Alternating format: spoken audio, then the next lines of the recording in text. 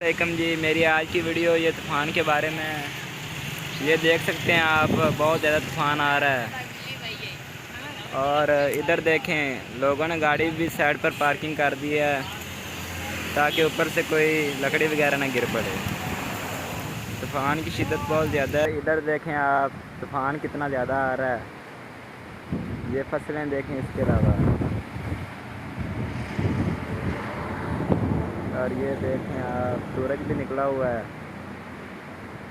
ये देखें आप, तूफ़ान कितना ज़्यादा आ रहा है और परिंदे भी नहीं संभल पा रहे हैं। तूफ़ान बहुत ज़्यादा आ रहा है। और इस पागल का आप काम देखें, कितनी भगा कर बाइक लगा रहा है, इधर से गुजर रहा है। देख सकते हैं आप